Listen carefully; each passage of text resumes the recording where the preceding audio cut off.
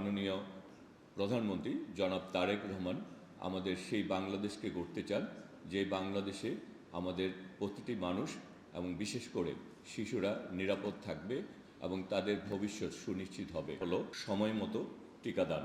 আমরা আমাদের বর্তমান এই সরকার এই কর্মসূচিকে অত্যন্ত গুরুত্ব সহকারে অনুধাবন করে এই কাজ করে চলছেন। তবে এই কর্মসূচির সফলতা অনেকাংশে নির্ভর করে আমাদের যারা গণমাধ্যম কর্মী রয়েছেন তারা এটি যদি সঠিকভাবে প্রচার করে এটির গুরুত্ব আমাদের অভিভাবকদেরকে যদি বোঝাতে সক্ষম হন, তাহলে তারা তাদের শিশুদেরকে সঠিক সময়ে সঠিক স্থানে তাদের এই হাম টিকা নেওয়ার জন্য তারা যদি উপস্থিত হন, তাহলে আমরা ভবিষ্যৎ এই ঝুঁকির থেকে নিজেদেরকে, এই দেশকে, আমরা আমাদের শিশুদেরকে আমরা মুক্ত করতে পারবো। এবং বিশেষ করে যারা কর্মজীবী অভিভাবকরা রয়েছেন তারা অনেক ক্ষেত্রে ব্যস্ততার কারণে এইটি গুরুত্ব বুঝতে পারেন না।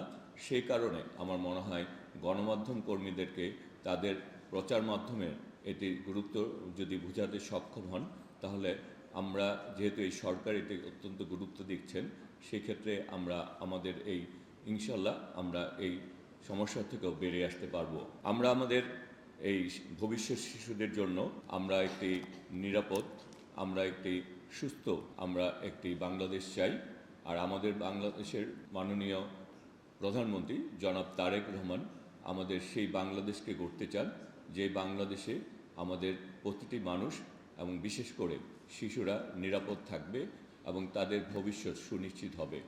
সেই কারণে আমি মনে হয় যে যখনই একটি পরিস্থিতি তৈরি হয়, যে পরিস্থিতি সমগ্র বাংলাদেশের সকলের জন্যই গুরুত্বপূর্ণ, সেটি আমাদের সকলকে এগিয়ে আসা উচিত এবং সকলেই আমরা যদি সম্মিলিতভাবে চেষ্টা করি।